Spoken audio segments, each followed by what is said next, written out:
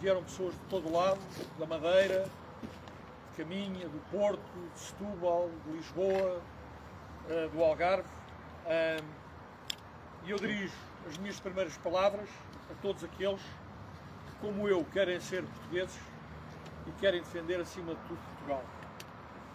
Não quero esquecer aqui todas as pessoas do continente, das ilhas, Madeira e Açores, todos os portugueses espalhados pelo mundo, em todos os continentes, que os representam na diáspora. Ao meu pai, Luís António, e à minha mãe, Maria Adelaide, por me ter ensinado a ser um pensador livre. Quero agradecer à Associação As Esquinas, aqui presente, que foram um dos primeiros a apoiar-me. Quero também agradecer ao professor Sousa Lara, que tem sido um inestimável apoiante, ao Grupo Dom Carlos. Quero agradecer aos meus amigos José Arrobas e Conde Lourenço da Almada, que era para estar presente, mas ainda não apareceu. Agradecer ao Sr. Embaixador Francisco Henriques da Silva, também o seu apoio. Aos meus comandantes, Coronel Castanho Fortes, Coronel Pedro Falcão e Carneiro Teixeira, já falecidos, portanto o Pedro Falcão e o Carneiro Teixeira. Ao meu comandante, Coronel Raul Fontes, ao General Calçada e ao General Raul Luís Cunha, por me ter ensinado o que significa servir. Ao meu camarada e amigo, Coronel Pedro Esgalhado, que sei que está aqui ou ainda virá, por me ter ensinado a concorrer a presidente, não contra alguém, mas por alguém. Quero agradecer ao João Marcelo Caetano, filho do professor Marcelo Caetano, o apoio que me tem dado.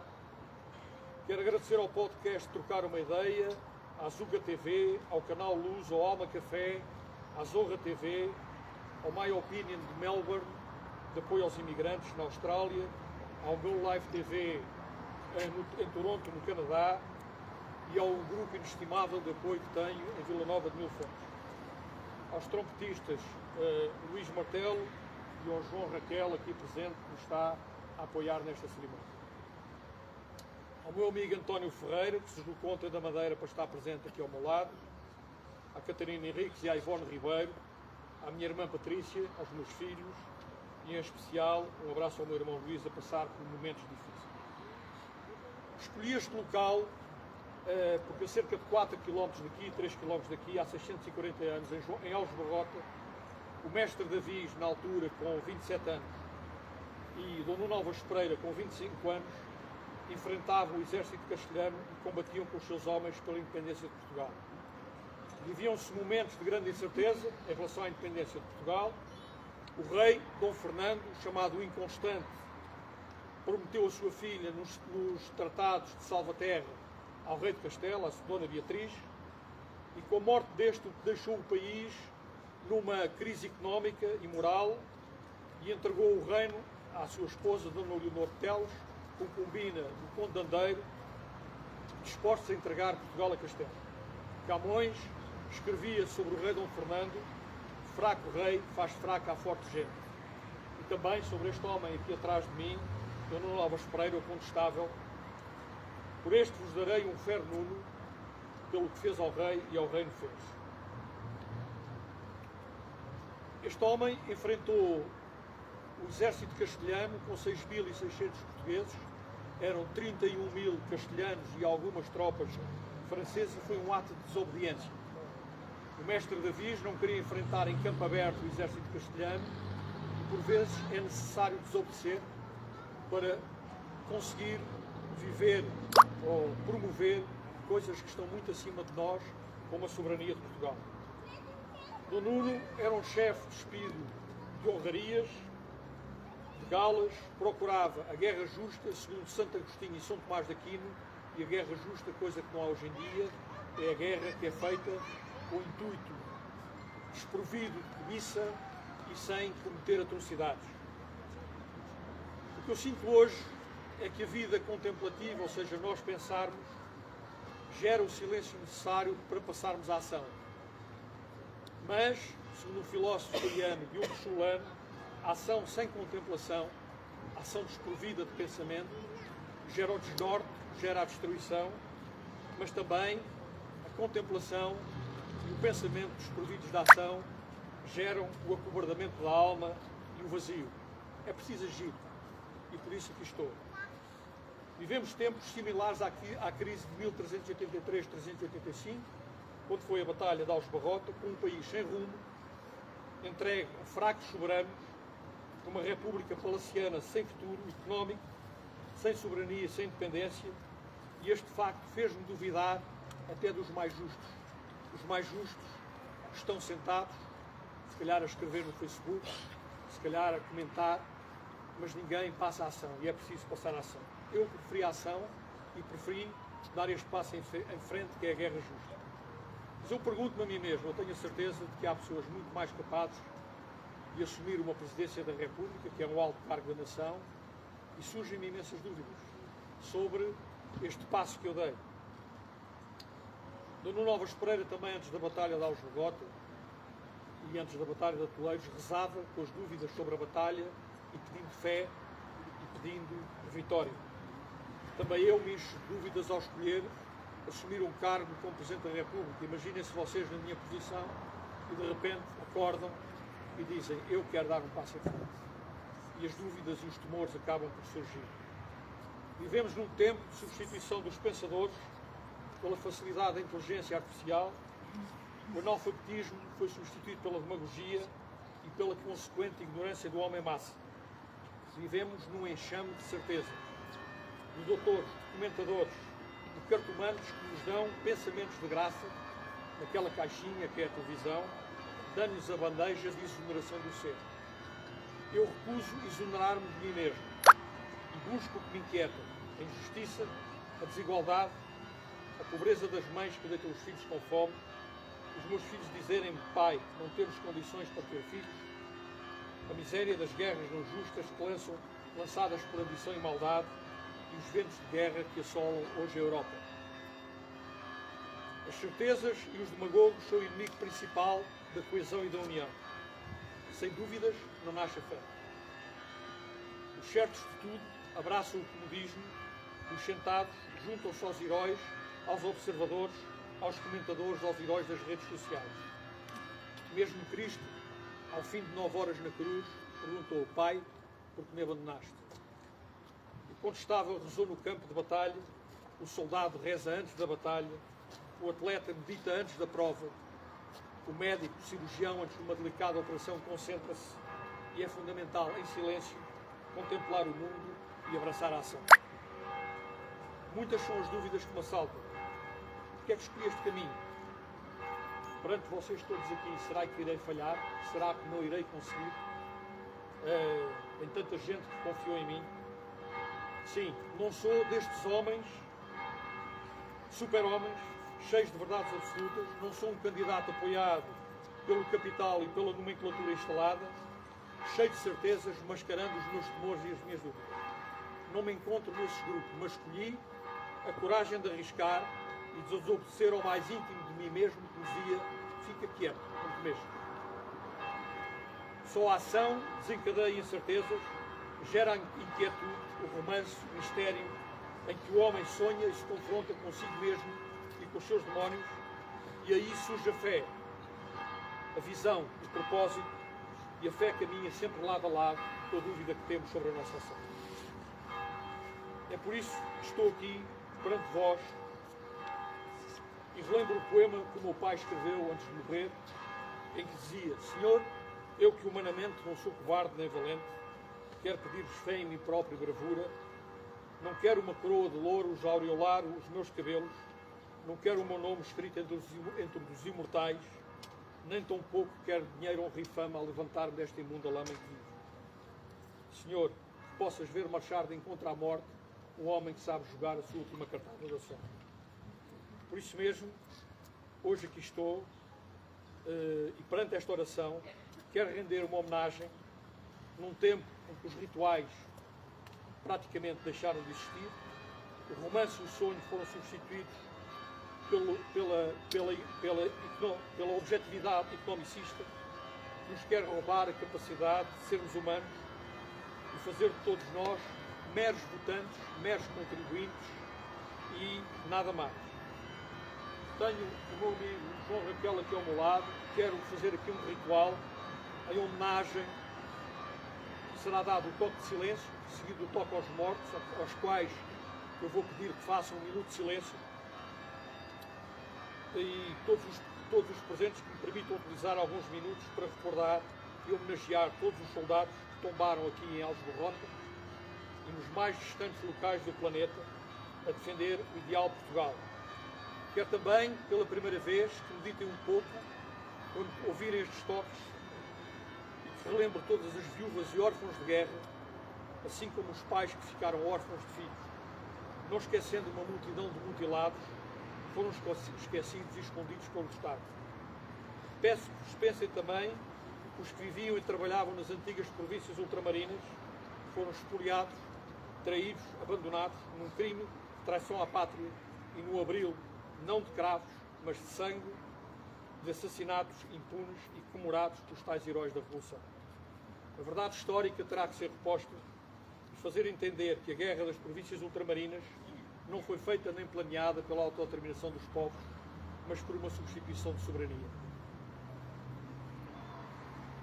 Também aos velhos e antigos combatentes que, na altura tão jovens como o Condestável, viveram em África 1000 algebarrotas, e aos portugueses africanos das companhias de comandos da Guiné, dos Flechas e outros que foram fuzilados e assassinados, abandonados pelo Estado português, abandonados pelos militares que estavam com eles e que consideravam-se portugueses e foram fuzilados, eles e as suas famílias. Peço-vos que durante este tempo do toque se recolham em Portugal por estes homens que defenderam Portugal, defenderam o nosso ideal, e que os consigamos honrar não só em palavras, mas também em atos.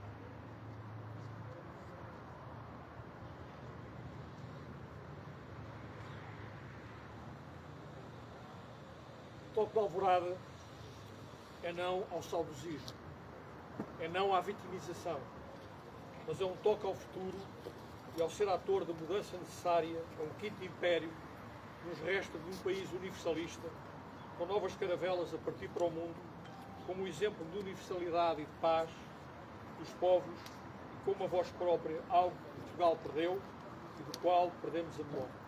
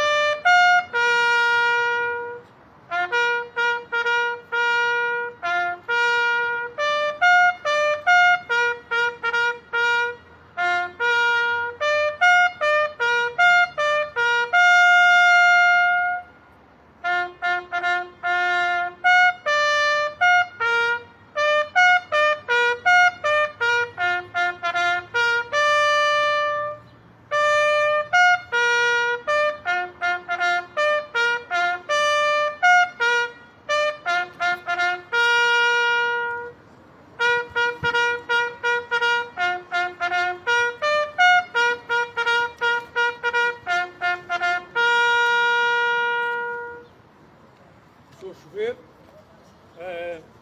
Portugal, hoje somos uma nação em risco, desesperadamente à procura de um Estado.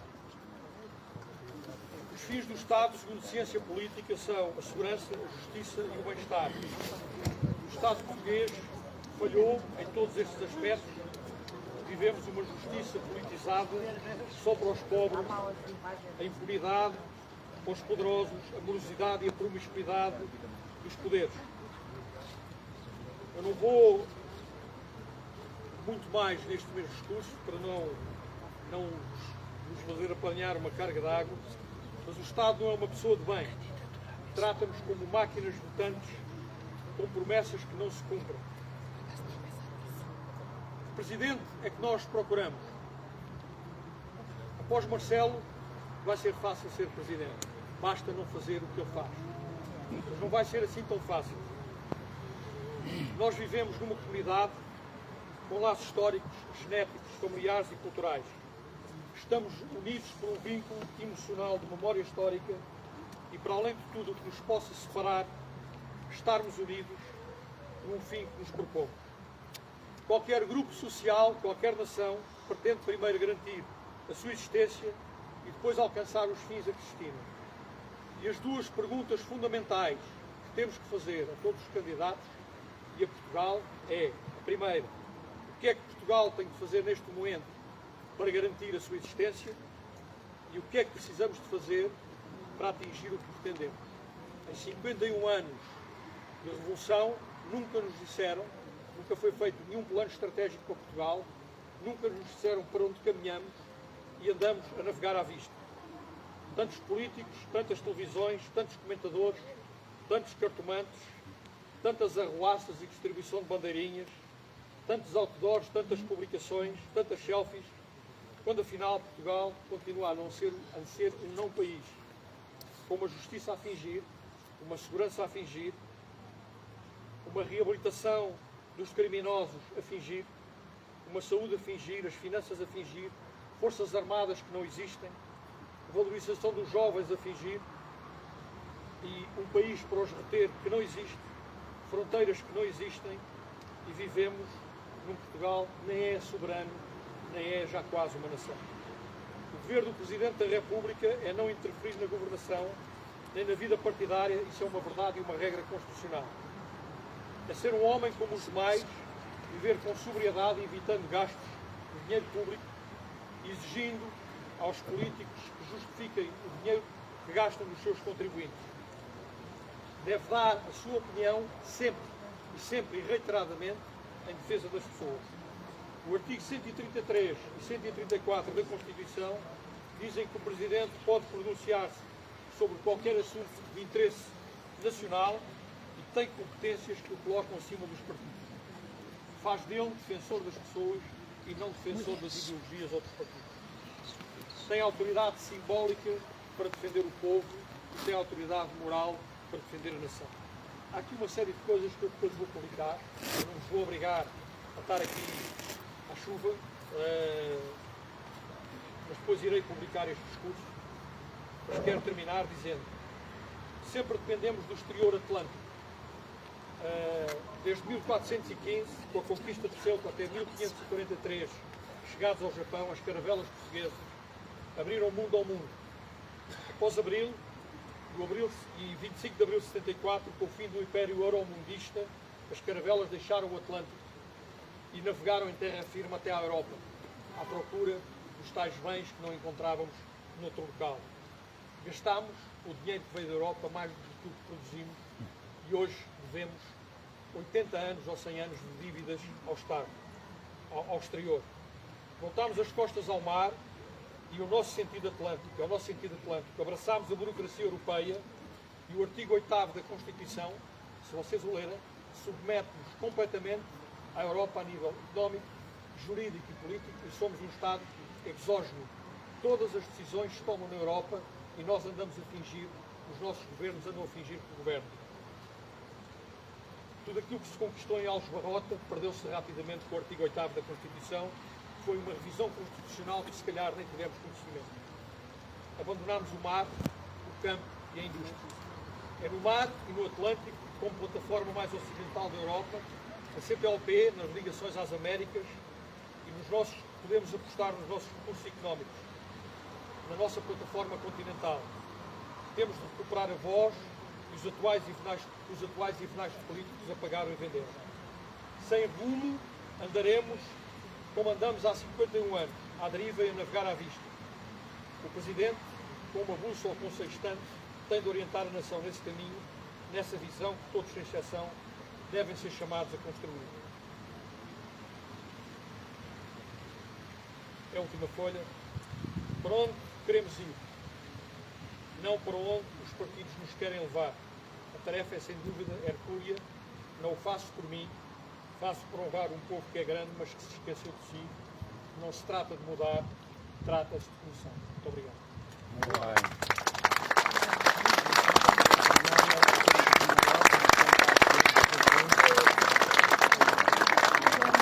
Vamos para a sala para o bar do hotel, onde temos um pequeno catering à nossa espera e desculpem por esta abençoada chuva. Candidatura abençoada. Muito bem. Tá?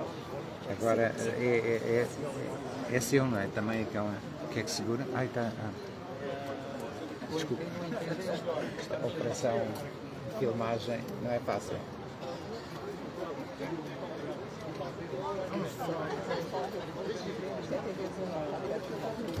Mas está a filmar para trás? Ah, para lá, ok. Ok. Pronto, é.